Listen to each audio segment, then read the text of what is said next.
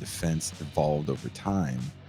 And what functional purposes does it serve beyond cultural affirmation? You write, in exchange for access to military bases, equipment, and expertise, filmmakers must submit their scripts to the Department of Defense for approval. And also, before you answer the question, I also want to let everyone know, if you're interested in Hamza's piece, wherever you're watching or listening to the show, it is the first link in the description is a link to Hamza's piece in Jacobin. Yeah, so with the DoD's approval, essentially, to be able to access the DoD's facilities, so this essentially means anything at all. So, for example, if you're making Top Gun or Top Gun Maverick, you want access to like fighter jets, Air Force bases, etc., or otherwise even in sort of like more kind of aspects. If you're making an action film, you kind of need military equipment. To be able to get access to that equipment, the DoD has to sign off on your scripts. You need to present your script to them for whatever film you're making, and if they're content with it, then they'll okay it, and then you can film at an American base or use an F-16 jet or whatever it is, right? You can put Tom Cruise in an F-16 jet. So what essentially happens, I mean, it's not so much, it's not so simple as like you'll present anything that's even slightly critical of like the United States Armed Forces and they'll just be like, no, that's not how it works. I mean, there's some American films that are a little that, critical, but it's barely criticism. It's more so about maintaining the essence of what the armed forces ought to represent, that they're a force for peace and good, as opposed to an imperial army that invades other countries to keep the American empire going. And so what that's kind of led to is any major Hollywood production, from like the huge films, the likes of Top Gun, Maverick, your Marvel films, to even relatively more insignificant films, you need the DoD to be happy with what you're putting out. So even if you want to be somewhat critical, you can only go as far as like some people do war crimes because war is bad. Yeah, That's how far it's you go. more the You can't internal get struggle, you can't get right? The into the internal struggle. foundational elements of like why this is wrong. It's about, I mean, even when we look at certain American films that have been hostile towards the military in relative terms, right? We think of Platoon, we think of Apocalypse Now, for example. Those Mhm. films, in essence, are about Platoon, for example, is like the American military should represent or should do better than massacring innocent civilians. And even that film, it's about like, well, here's one person who saw what was going on, was fucked up, and the US should represent something other than what it was in the moment. That film isn't about the wrongfulness of invading Vietnam, for example, even though at the time, culturally, all of America was anti-Vietnam, right? Or Mhm. anti-Vietnam War. Similarly, with Apocalypse Now, it's very much about the horrors of war. And that's all well and good. It's important. But when it comes to being critical of what the US represents, what imperialism is, the US empire, the military industrial complex, that's something you won't be able to kind of get the DoD to like sign off on. So if you want to make a film that centers on that, you need to kind of be more creative. You either have to kind of find a way to do that without military equipment, or to kind of tell that in a very kind of like independent, creative, different light, which just isn't going to reach as many people. So if you're making a war film in America about the US military, you kind of have to work within the constraints that the DoDs put you under. And that's kind of why, even as I've mentioned, occasionally the films that are critical of militarism aren't so much critical of empire. They're just critical of Of the fact war that in the bad things abstract, happen. right? Like, Yeah. even the Yeah. music of that, I was talking we did a show maybe about a month ago about, heavy metal, and, again, I don't know if you're a heavy metal person, you don't have to be, but, there's a band, pretty famous band called Metallica, who's had some of their biggest hits have been quote unquote anti-war songs, but they're not so much about militarism itself.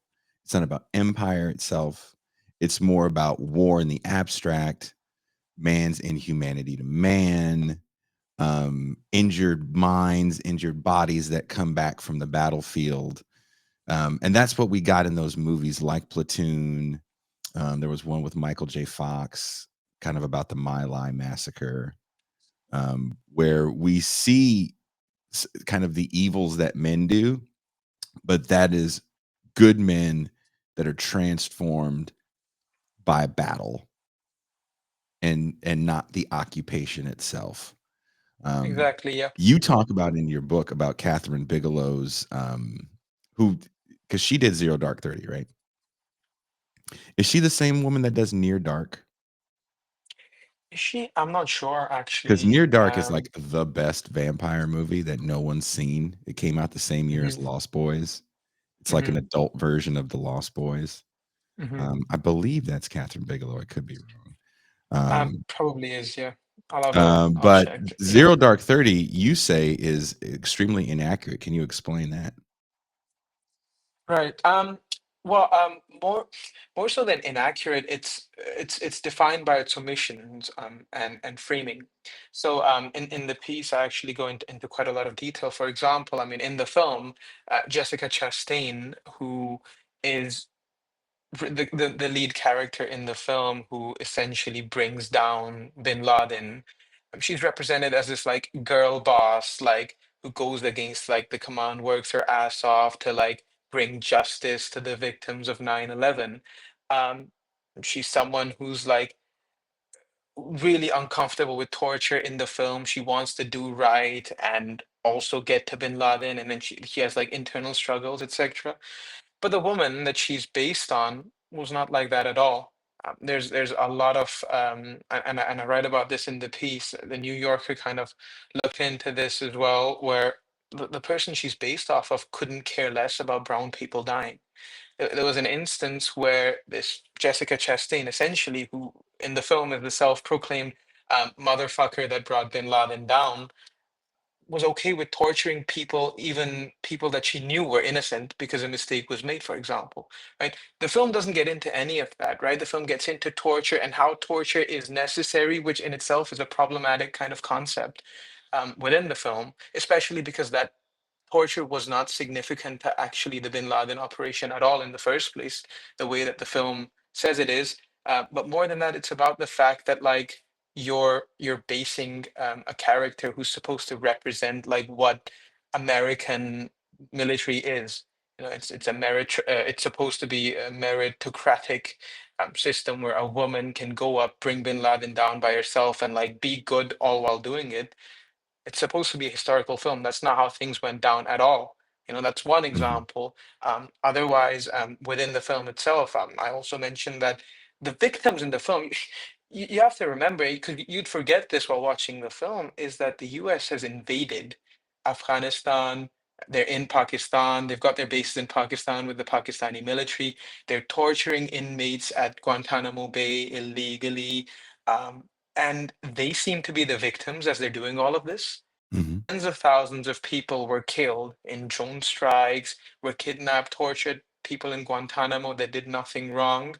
Yet with the film, you feel like it's those American people doing the torturing that are the victims. The framing is all about them. It's about, oh, look at these people. They feel so bad about doing this stuff. It's like, well, what about the victims?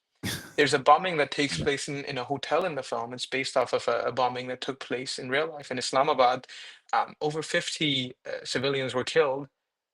In the film, it's just about how Jessica Chastain's character survives, nothing Mhm. about the people that have died, for example. Um, and there's a lot more that you could get into. It's quite subtle. Um, and the issue is by the significant things that went down, right?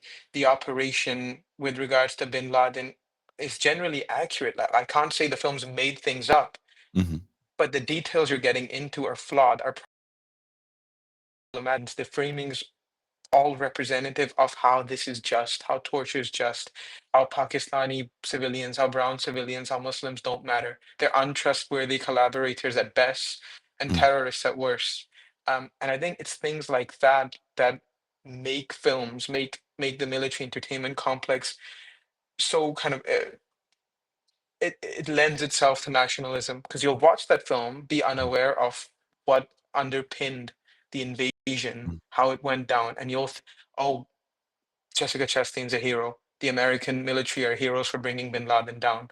But the havoc that you've caused in doing that, something that isn't something apparent in the film. And also, I know I've kind of gone on about this for a bit, No, but it's fine. it's all underscored by the fact that the CIA itself worked with Catherine Bigelow in a big way. There's internal emails that were leaked years later where CIA representative sent emails about how they want this film to be quote unquote like the film about the UBL. So that's Osama bin Laden operation. They want this film to be what the average American looks to understand how bin Laden went down. And so you can't be historically inaccurate per se because people will not take that seriously. But how you go about telling that story, what you include, what your framing is, how you represent your heroes and villains shapes a lot of people's perspectives. Because not everyone's going to go and look into investigative reporting. Not everyone's going to read about imperialism or what went down, right? People want to watch a film, want to understand what happened. And they watch Zero Dark 30, they think they know how things went down. They don't understand what the American military did to innocent civilians. Were what do you call it? What's the word in English? I'm forgetting. It's escaping my mind. Um, For innocent civilians, i- Innocent civilians collateral that are damage. killed, kind of. Yeah, collateral damage. That's it. Collateral Yeah, damage. sorry. Is that the word you're looking for? Yeah, yeah, yeah. Collateral I had damage. Yeah. It's yeah, okay. brain freeze in the moment. Yeah, collateral damage. Exactly. That's all these people are, and it's just. Um, so the reason I've kind of focused in on that film in the piece is because it's not so ridiculous as some of the other kind of like anti-communist film from back in the day were. People, Hmm. including America's kind of like liberal elites, see it as like an accurate, important feelings about what America represents. You know, it forwards the notion of like American exceptionalism. Exceptionalism. The film Yes. was nominated for Oscars. It's renowned worldwide as being a good film about like and it's also considered just and objective when it isn't. I think that's kind of why I focused in on this film because part of the industry or rather the entertainment complex is about propaganda, but a lot of it's about kind of making things more palatable, easy, omission, framing, etc. So yeah, There's, I think that's also part of the love of true crime for a lot of people. Now, I don't know if you grew up in the West. Did you grow up in the UK? I've spent a lot of time in the UK. Yeah. Um, I don't know if it's the same over there. But there's this love of true crime in the United States. I'm not going to sit here and lie and say that I'm not a part of it myself. Where trying to get into the psyche of either rarely the victim, but every so often the victim, but more often than not, the perpetrator of the crime. Um, Police dramas that tell the story of the cops' internal struggle. Right? We grew up. If you're really old, you probably grew up with stuff like Dragnet, and then Chips. There was even a show called SWAT for a little bit, where it was just tough guys solving crimes. And then in the mid to later 80s, you get into shows like Hill Street Blues, where it's kind of what you're talking about, the internal struggles of these people in their day to day and how the job shapes them and changes them and can make them bad individuals because they have to deal with these monsters on a daily basis.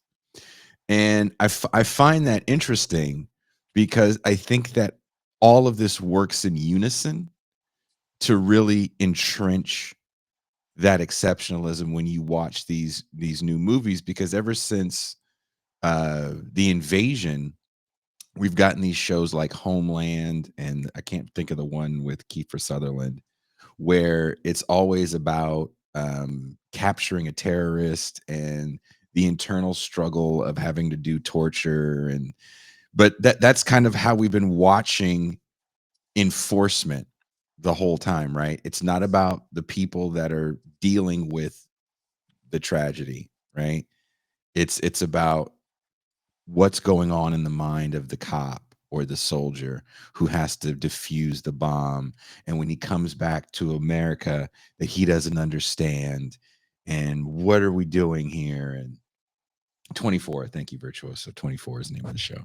But all those shows, I think, work to, again, entrench us in this state of war is fine, these things are fine. They're just getting the bad people, because true evil has to exist also for us to support these things, and the struggle these people have, which is really what's kind of underscored in this, is the struggle against true evil. And that's Yeah. where, it gets really offensive for, us Browns. Yeah, no, for sure. I think 24 is an interesting example, isn't it? Because I think there was a Republican congressperson, I think, who cited that show as like rationale for Yeah. torture at some point. Yeah. I remember that. So Yeah. I mean, yeah, it's quite ridiculous. Yeah, I mean, as I said, I've said this a couple of times, but it does come back to framing. But I think more so as well, it's a lot of these shows are catered towards particularly American audiences. So you do want kind of like the subjects to be these people who, and you want to sort of get into like their internal struggles and demons and whatnot. I think, but even within that, it's very kind of like it's very palatable, or it's black and white, Mhm. you're getting into like, well, we're gonna do torture, but like if we do torture we'll get bin Laden. That's not how it went down, for example, right? Mhm. There's other examples as well. So I think it's more about, no, I mean, obviously black and brown lives are kind of like an afterthought in Hollywood. That's kind of generally been the case. But even otherwise, it kind of gets to like how you want to make sort of sweeping generalizations as to like what is right and what is wrong.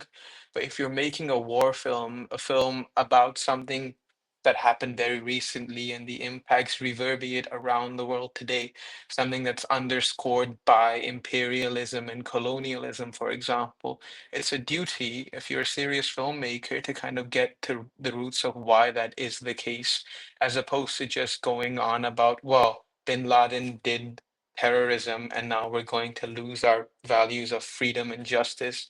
Or we're going to Mhm. push them to the boundaries to get even and have revenge, kind of boosts the myth of American exceptionalism as well. This notion that we'll do what we need to, but that's not, the framing's all wrong. That shouldn't be how it should be. The thinnest of all lines is between revenge and justice, and love and hate, as far as I'm concerned. Moving on.